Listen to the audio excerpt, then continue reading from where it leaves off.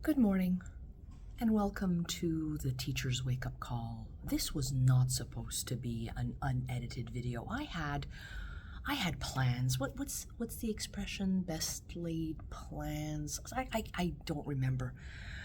But yesterday I had time. I filmed content. I spent about an hour and a half editing the content. And something happened and the file was corrupted and I couldn't upload it to my channel. So I can't recreate the vibe, the energy that I had yesterday. It's not even sunny. Like I had nice sunshine. I had like some little moments where the sun was like hitting my face in a weird way. Yeah. So what did I talk about yesterday that I'll have to talk about today?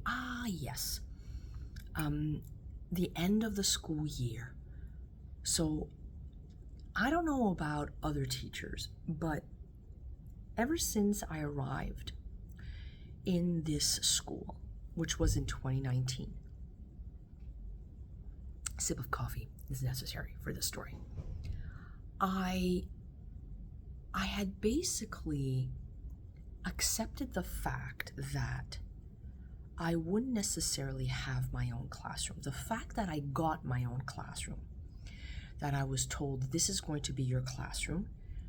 I remember telling the principal at the time, you can't do that. You can't give the newbie teacher in that school, like the freshly arrived, the newcomer, even though I had been teaching for quite some time, you can't give that person like their own classroom, knowing very well that there are some teachers that are changing classrooms almost every period.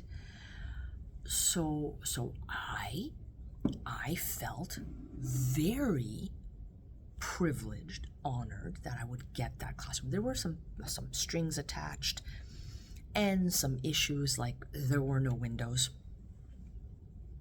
But I mean, if you like look up the videos, there were no windows, and it was in a state, I guess that's a polite way of saying that it was a mess. When the caretakers come to see you at the beginning of the school year, apologizing that the floor was not cleaned properly because there was too much stuff in the room, you've got a room that is in a particular state. So, but I made it work. I was given a space, and instead of lamenting the fact that, oh my God, I have no windows, oh my God, no, I made it work. I made it my own. Same thing for the classroom that I was given this year. I am very well aware that it was basically the library split in half. The library, because of our numbers and the lack of I don't want to say the lack of rooms, but because of our numbers, because our school has definitely enough classrooms. So because of the number of students, we had to divide the library in half, and I had one half. But I knew that this was going to be a temporary situation, that it wasn't going to be my forever home, so to speak. So I still made it happen. I still made it work. I decorated. I put my posters up. I even put Christmas lights on. You know what? The one of my favorite compliments I got this year was a former principal coming in and telling me, you made this your space. You walk in here and this is Madame la Prof's classroom. And I love that. It's one of the best compliments I had this year, because it means that I have like some kind of a signature. I have a trademark, so to speak.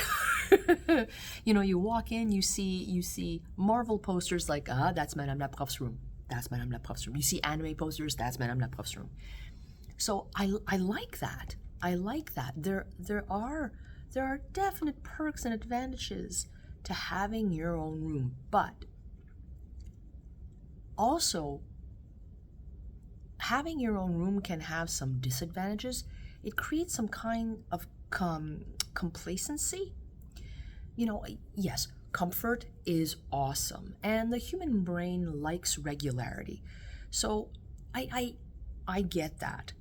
But at the same time, if for whatever reason I need to move, I need to change classrooms, I know that I have 4 or 5 boxes of stuff stashed away in a location that I can easily access, and I can go. You know, I don't have to pack boxes and boxes and boxes. And I do purge regularly documents that's like, what the hell am I doing with this? I haven't touched this in years, and I get rid of them. I know maybe I should scan them, keep a virtual copy of it, but you know, I'm acutely aware about how recent some content can be, and if some content, I've got an eyelash that's bugging me right now, and I forgot to put earrings, so don't at me. I'm acutely aware and sensitive to the fact that, you know, there are some documents, some exercises, some work that is dated, and I don't want to use that with my students. So I regularly purge. So I know, like I could probably put everything that I have potentially in 6 boxes. I could probably purge some more, but I know I could put all of my things in 6 boxes and change schools, change classroom, whatever. I don't want to say I travel light, but I try to travel light. Maybe some of you will say, that's not light. You should have seen me when I left the other school. I had 11 boxes. I think 6 is an improvement.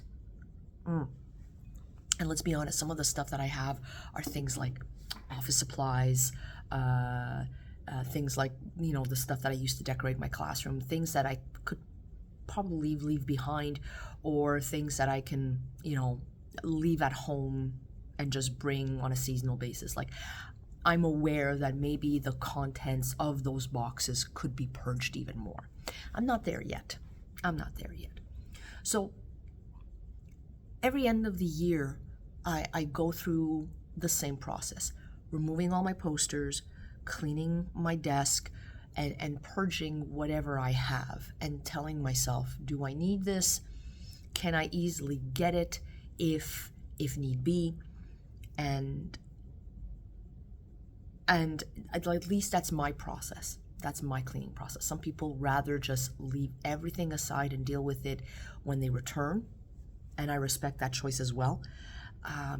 But that's how I operate, and that's how I clean. And that was not necessarily the content that I wanted to discuss yesterday. I clearly remember discussing other things, and I'm trying to find a new video editor because my computer doesn't have the video editor that I used to have on it. So now, if that was a sign that I should stick to one-shot videos and not edit anymore, maybe that was a sign. Anywho, this is, I don't want to say my last video, because although summer break is literally right around the corner, I am definitely going to continue creating content. I don't know what I am going to film next week, but I know that there's going to be a video next week. And that's pretty much it. I don't know what plans you have for the summer, but I hope they are lovely, and I will see you very soon.